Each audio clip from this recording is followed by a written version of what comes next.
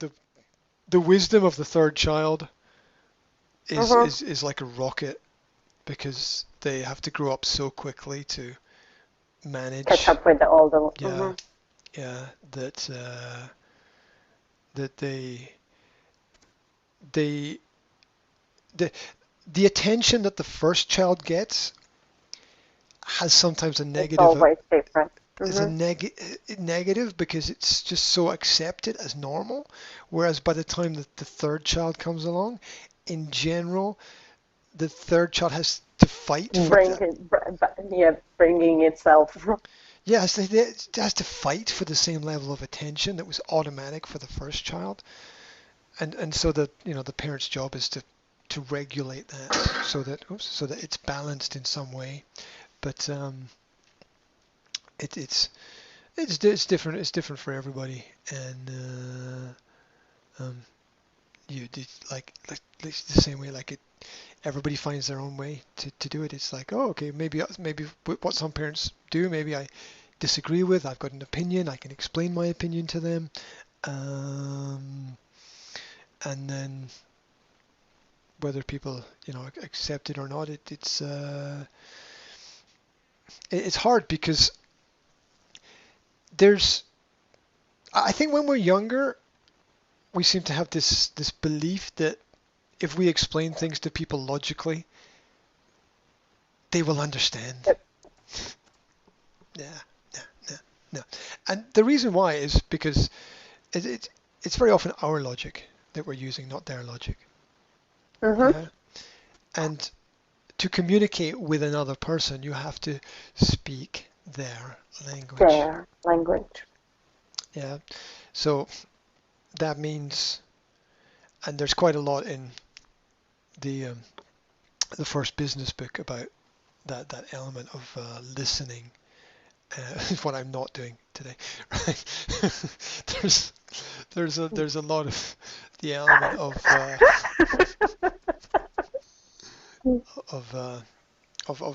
of listening to what it is other people are saying and understanding, and it you see that from a business perspective where if my business wants to help your business, I need to shut up. Mhm. Yeah, well, here's a little strategy. I was watching a business video the other day, and you know how when something's true, the light comes on in your head. Like someone says something, you're like, oh my God, you're right. Mhm. I never saw it like that before, but it's explained so well.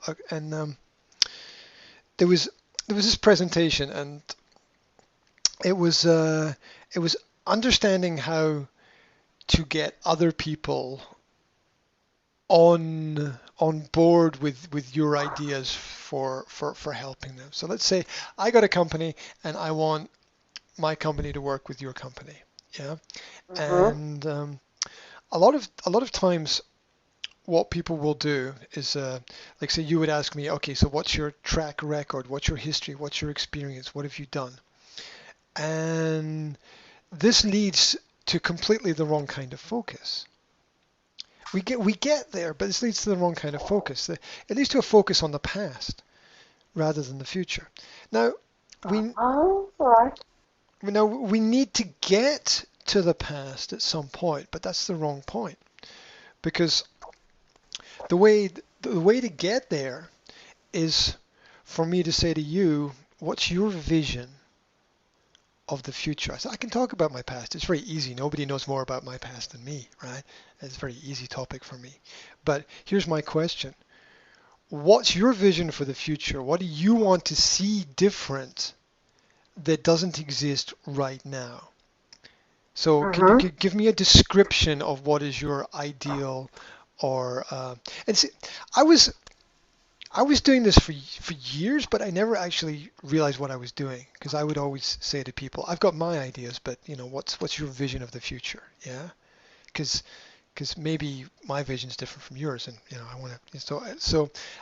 So you ask something. Okay, so what like think about okay in your job and your position in your company in your life, what do you not have right now? Yeah, yeah, and Hmm. and that's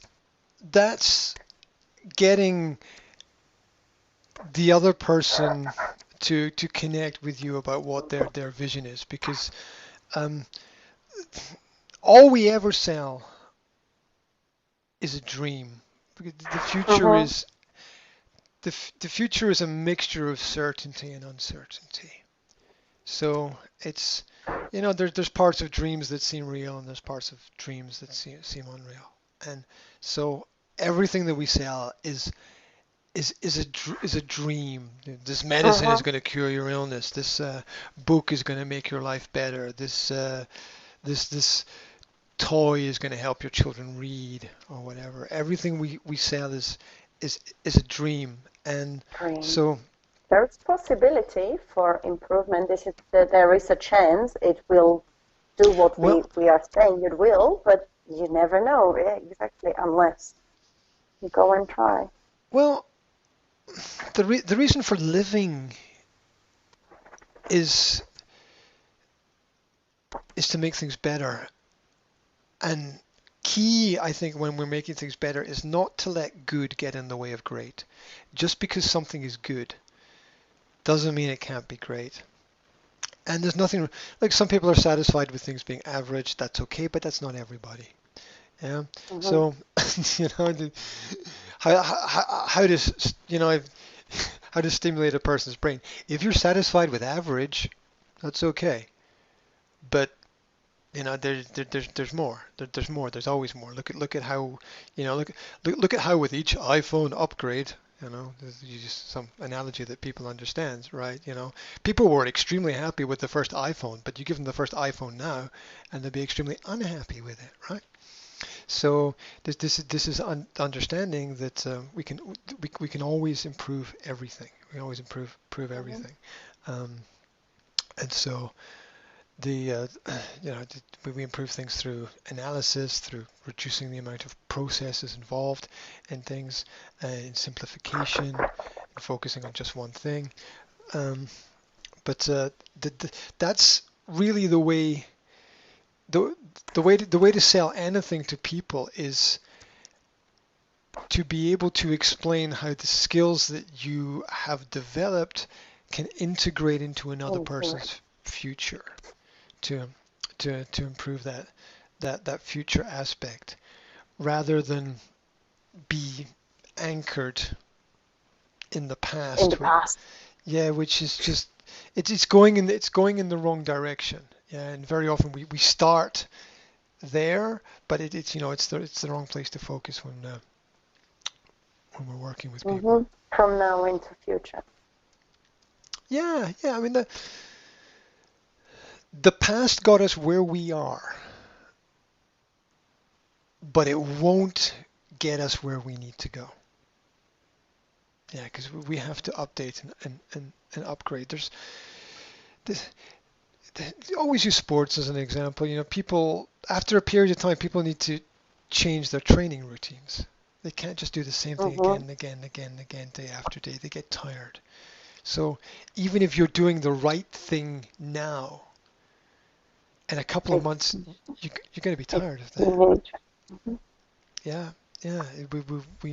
We need to keep ourselves interested and motivated, and bringing in other people helps us with that, because life is very much a status quo where um, a lot of things are in balance with each other, but progress requires a little bit of imbalance.